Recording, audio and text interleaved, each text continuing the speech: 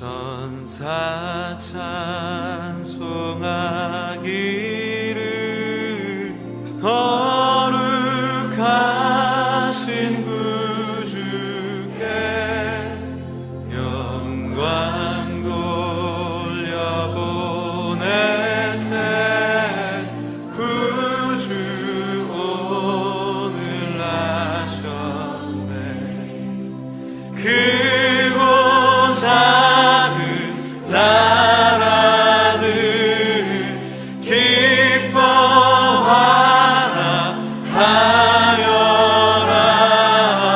영광 받을 왕의 왕 베들레헴에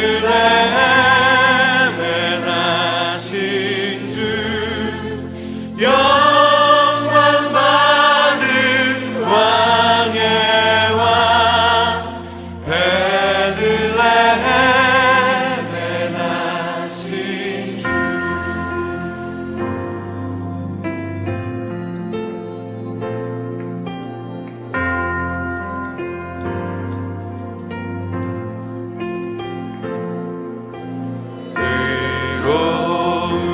의로우신 예수는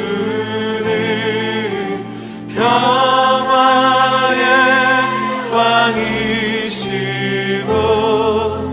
세상 빛이 되시며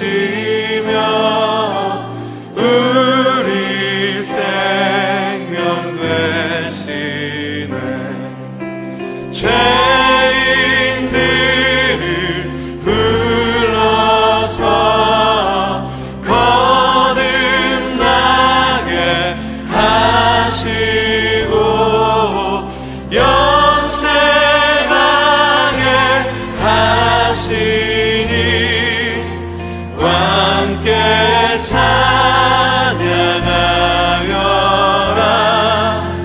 영생하게 하시니 함께 찬양하여. 영광 받을 왕의 왕, 영광 받을 왕의 왕 베들레헴에 나신 주. 영광 받을 왕의 왕 베들레헴에. 다시 한번 영광 받을 왕의 왕, 영광 받을 왕의 왕 베들레헴에 나신 주. 영광 받을 왕의 왕 베들레헴에 나신 주.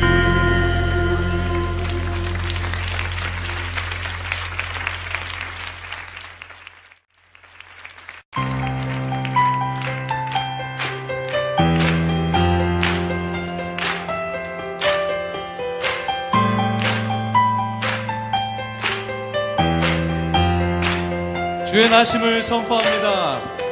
기쁘다구 주 오셨네. 만 백성 맞아라.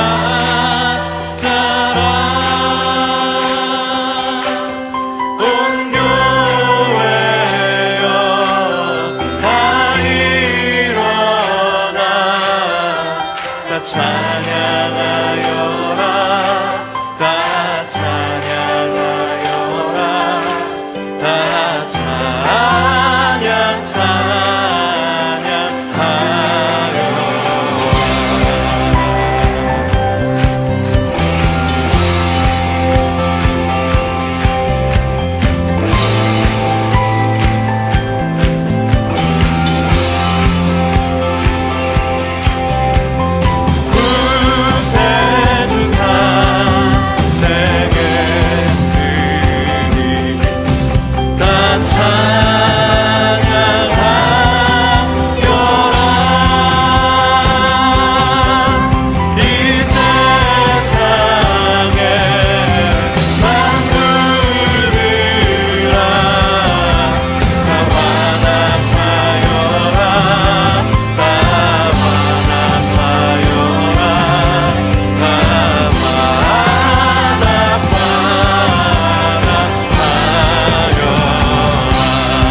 목소리 높여서 은혜와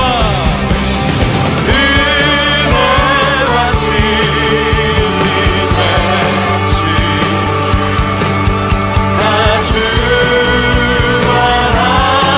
주관하시니 만국 백성 주 앞에 다 경배하여라 다 경배하여라 다 경배하여 만국 백성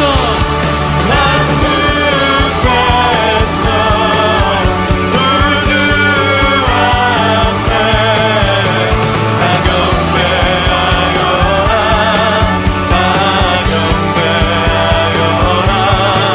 다 경배하여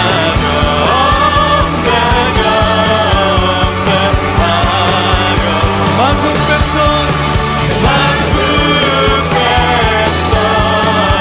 그 주 앞에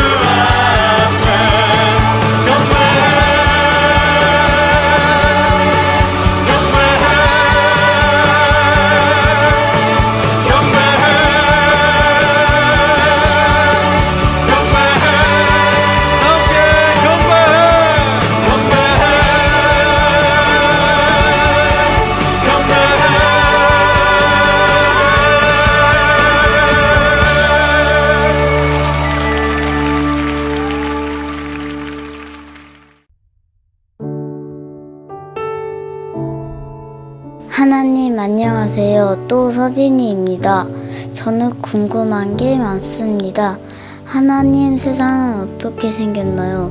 또 사람은 어떻게 만들었나 봐요. 나중에 하나님 나라 가면 다 알려주세요. 예수님 사랑해요. 하나님 나라로 데려가 주세요. 이 모든 말씀 예수님의 이름으로 기도합니다. 아멘.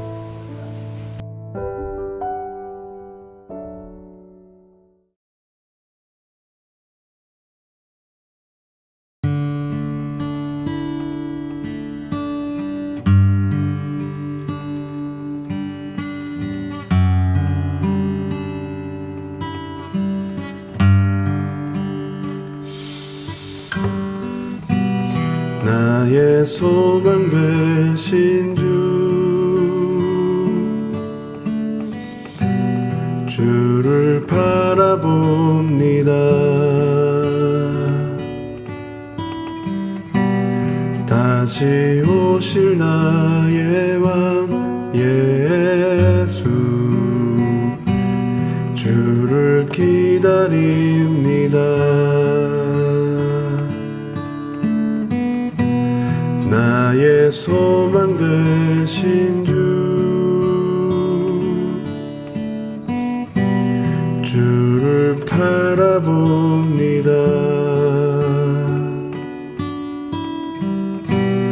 다시 오실 나의 왕 예수 주를 기다립니다. 밤이나 낮이나 어제나 오늘도 영원히 주만 찬양해. 괴롭고 슬플 때 낭망하여 넘어져도 언제나 주만 찬양하겠네.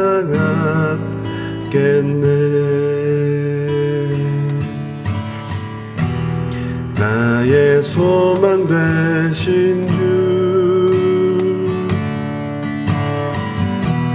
주를 바라봅니다. 다시 오실 나의 왕 예수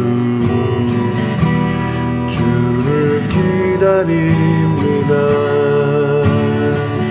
밤이나 낮이나 어제나 오늘도 영원히 주만 찬양해. 괴로운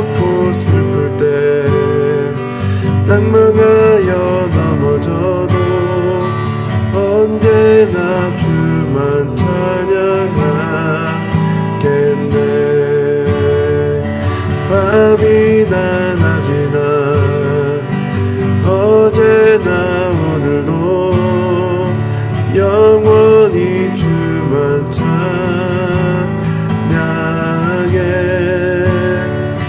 괴롭고 슬플 때 낭망하여 넘어져도 언제나 주만 찬양하겠네.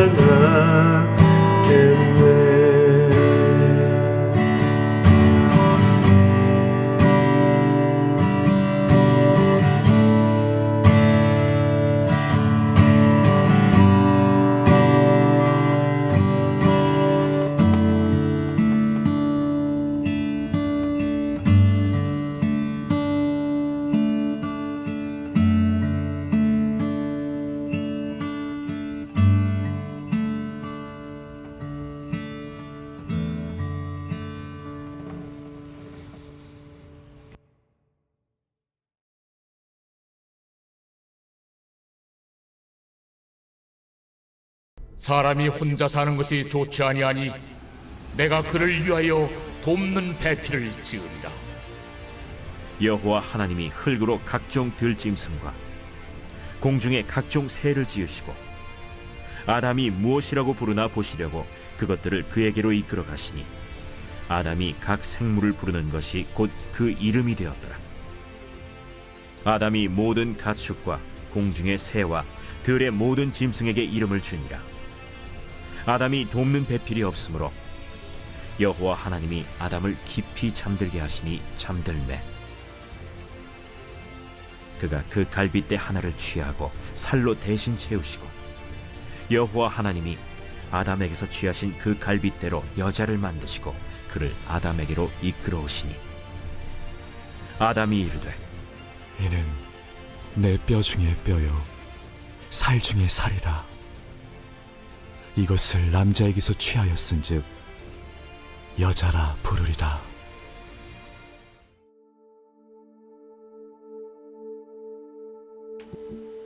창세기 2장 18절 다음에 창세기 2장 21절을 읽으면 문장은 본래의 흐름보다 훨씬 자연스럽습니다. 중간에 있는 창세기 2장 19절과 20절을 빼고 창세기 2장 18절에서 21절을 읽어보면 이와 같습니다. 여호와 하나님이 이르시되 사람이 혼자 사는 것이 좋지 아니하니 내가 그를 위하여 돕는 배필을 지으리라 하시니라.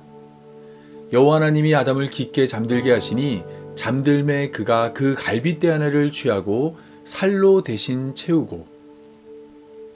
이처럼 창세기 2장 18절에서 아담을 위하여 돕는 배필을 지을 것이라 말씀하신 하나님은 창세기 2장 21절에서 아담을 깊이 잠들게 하신 후 그의 갈빗대 하나를 취하여 그의 돕는 배필을 만들었습니다. 돕는 배필을 짓겠다는 하나님의 계획이 창세기 2장 18절에서 소개되었고 돕는 배필이 만들어지는 과정이 창세기 2장 21절부터 시작됩니다. 그렇다면 두 이야기 사이에 위치한 창세기 2장 19절에서 20절은 어떤 내용을 담고 있을까요? 또한 창세기의 저자인 모세는 무엇 때문에 두 이야기 사이에 창세기 2장 19절과 20절을 배치한 것일까요? 오늘은 이 이야기를 창세기 2장 18절에서 23절을 중심으로 함께 살펴보겠습니다.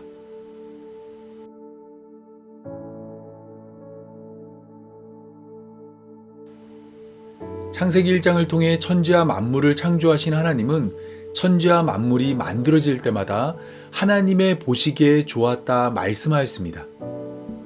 그런데 창세기 2장 18절을 보면 하나님의 보시기에 좋지 않은 것이 처음으로 등장합니다. 그것은 바로 사람이 혼자 사는 것입니다.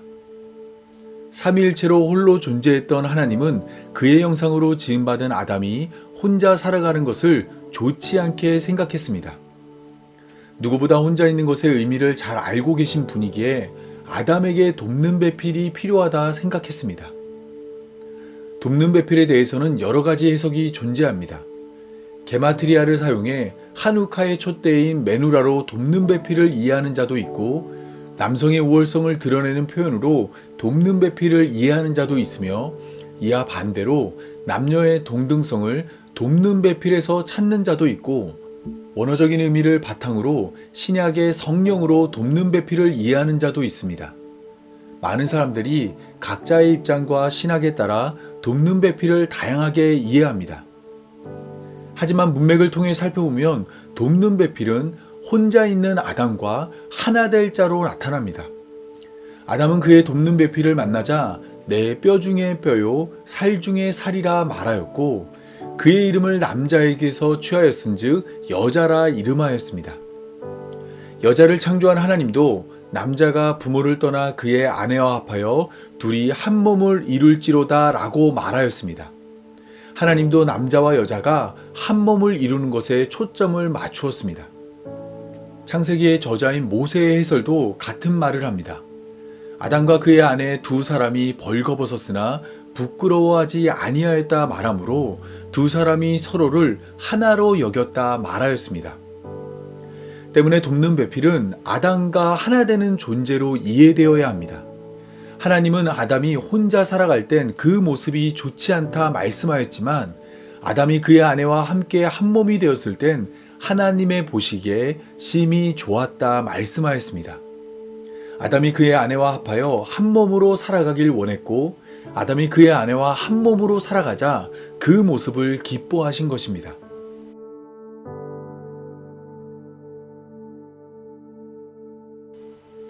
사람이 혼자 사는 것이 좋지 아니하니 내가 그를 위하여 돕는 배필을 지으리라 말씀하신 하나님은 곧장 아담에게 돕는 배필을 만들어주지 않았습니다.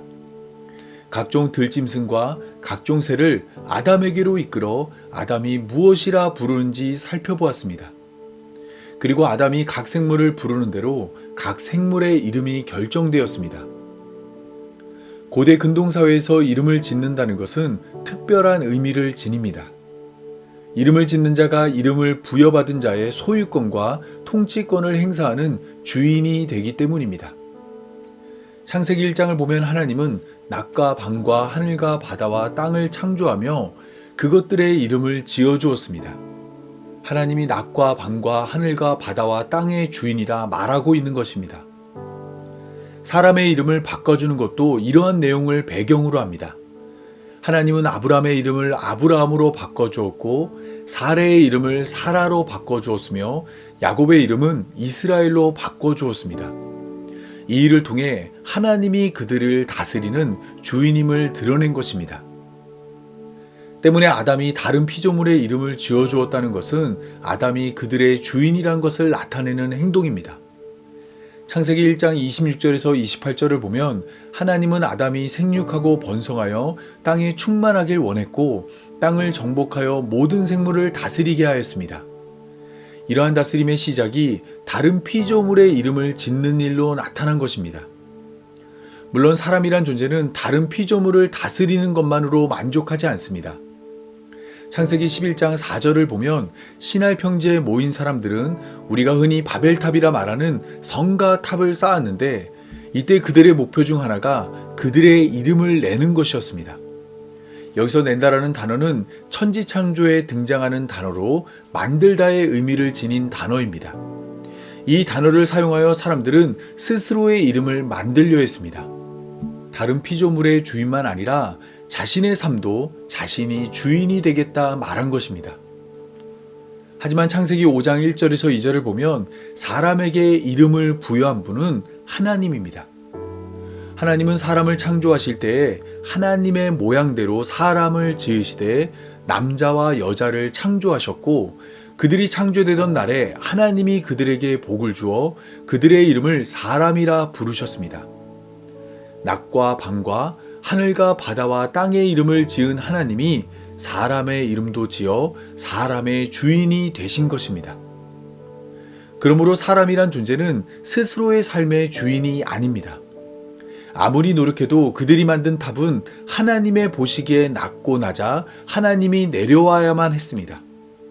그들은 그들의 이름을 내고자 했지만 하나님이 그곳의 이름을 바벨로 이름하였습니다.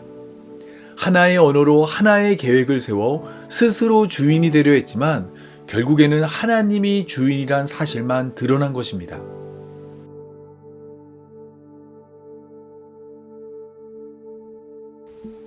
아담의 이름짓기가 끝난 후 모세는 이 일의 마지막에 아담이 돕는 배필이 없으므로라고 말하였습니다. 갑작스럽게 이야기의 주제가 이름짓기에서 돕는 배필로 넘어갔습니다. 그런데 히브리어 본문으로 살펴보면 우리말 성경의 번역은 아쉬움이 많이 남습니다. 우리말로 번역된 없음으로라는 단어는 히브리어로 찾지 못했다란 단어이기 때문입니다.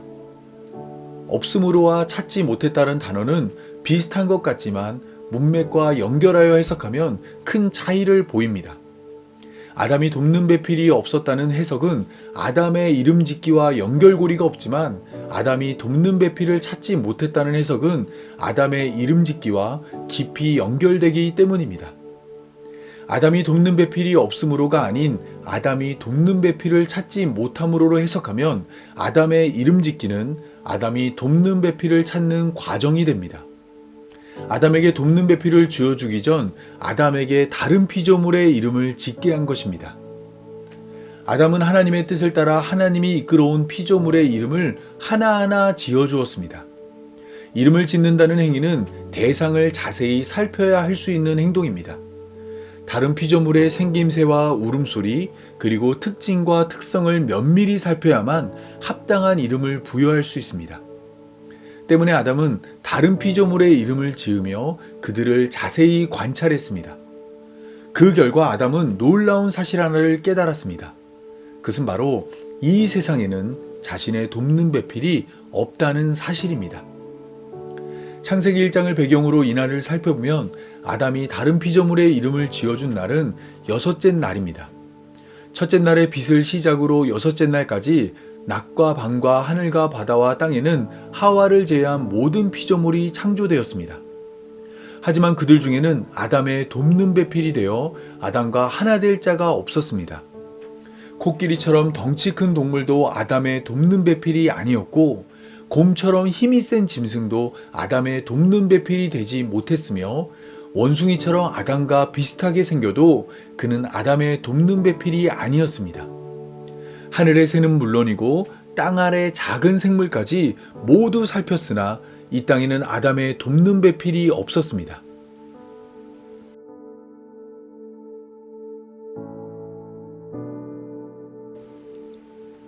하나님은 아담이 이러한 사실을 깨달았을 때 그에게 돕는 배필을 허락하였습니다. 아담을 깊이 잠들게 하시고 그의 갈빗대 하나를 취해 그 갈빗대로 여자를 만들어 아담에게 데리고 나왔습니다. 여자를 만난 아담은 그가 자신의 돕는 배필이란 것을 알았습니다.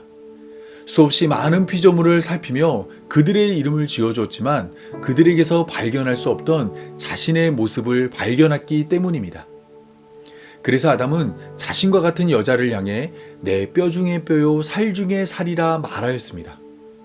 뿐만 아니라 그가 자신의 갈빗대에서 시작되었기에 남자에게서 취하였은즉 여자라 불렀습니다.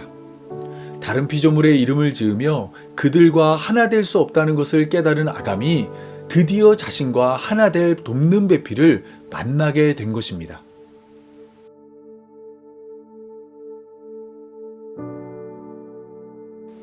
여기서 우리는 창세기의 저자인 모세의 의도를 파악해야 합니다. 이전 시간에 나눈 것처럼 모세를 창세기의 저자로 본다면 창세기의 수신자는 출애굽 중인 이스라엘 백성이 됩니다. 출애굽 중인 이스라엘 백성들은 애굽에서 애굽의 신을 섬겨야 했습니다. 애굽은 눈에 보이는 모든 것을 신으로 섬기는 나라였습니다. 해와 달과 별은 물론이고 비와 바람 같은 자연현상도 신으로 섬겼으며 덩치 큰 짐승에서 시작해 손톱보다 작은 곤충도 신으로 섬겼습니다. 모세는 이러한 환경에 익숙한 이스라엘 백성들에게 이 땅에는 우리의 도움이 될 피조물이 없다는 사실을 전했습니다. 틈만 나면 금송아지를 만들어 그것을 하나님으로 섬기는 자들에게 이 땅의 모든 피조물은 그들을 도울 신이 아니라 그들이 다스려야 할 피조물이라 말한 것입니다. 뿐만 아니라 모세는 우리의 돕는 배필을 하나님이 보내주신다 말했습니다. 이 땅에 우리의 돕는 배필이 없다는 것을 깨달았을 때 하나님은 우리에게 돕는 배필을 보내주실 것입니다. 아담이 깊이 잠들었을 때 돕는 배필을 준비한 것처럼 돕는 배필을 만나는 일은 사람이 노력한다고 되는 일이 아닙니다. 전적으로 하나님이 하시는 일입니다. 하나님이 계획하셨고 하나님이 준비하였으며 하나님이 완성하실 것입니다.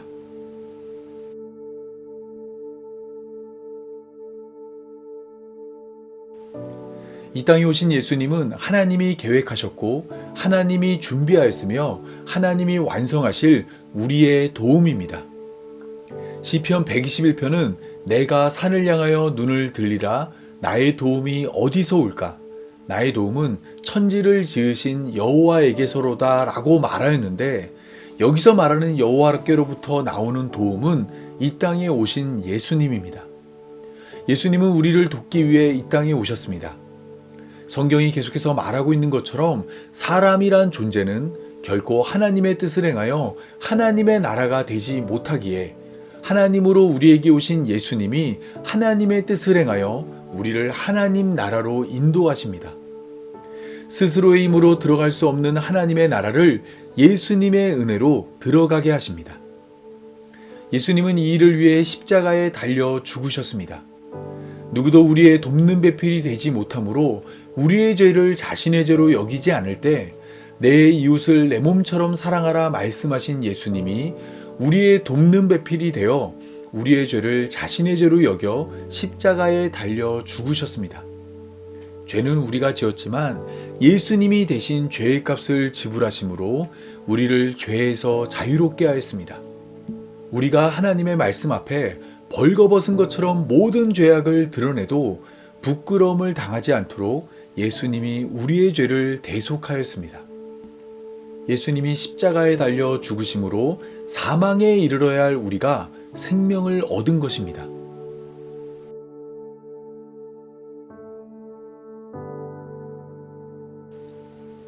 누군가를 도울 때 도움의 크기는 도움이 필요한 사람과 비례합니다. 가까운 사람일수록 많이 돕고 가깝지 않은 사람은 적게 돕습니다. 자신의 부모나 자식을 위해서는 큰 돈을 아끼지 않지만 모르는 사람을 도울 때는 지갑을 살펴 적당한 금액만 돕습니다.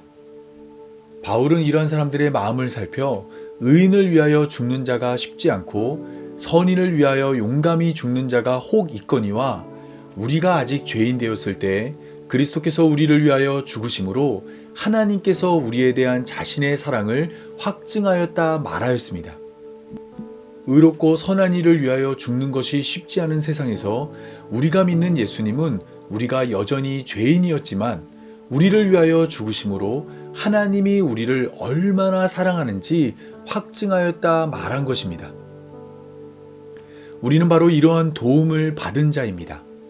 하나님은 우리를 사랑하여 적당히 자신의 일부를 허락한 것이 아니라 자신의 전부를 우리에게 허락하였습니다. 우리의 자격이나 조건을 따지지 않고 있는 모습 그대로 우리를 사랑하였습니다.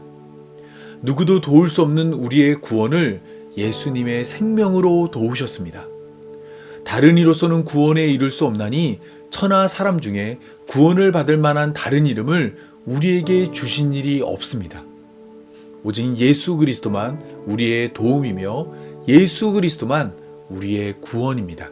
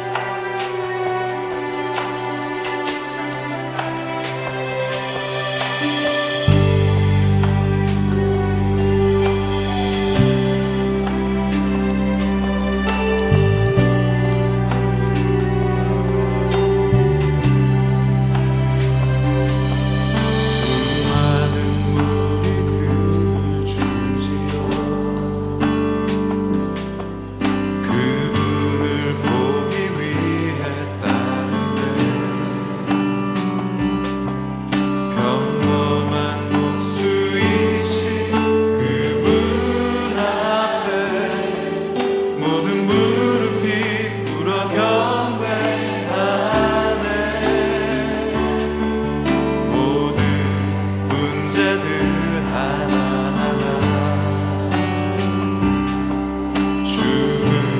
죽음까지도 힘을 잃고 생명의 근원 되신 예수 이름 앞에 모든 권세들 굴복하네.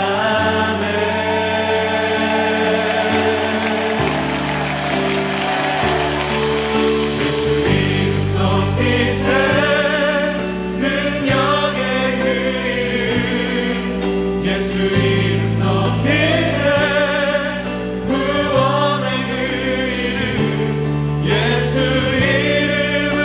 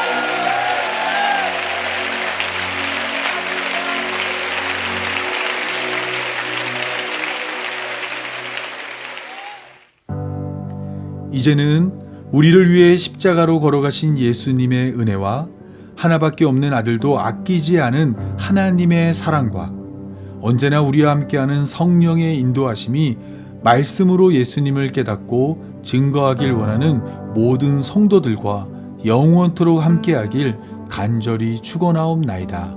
아멘.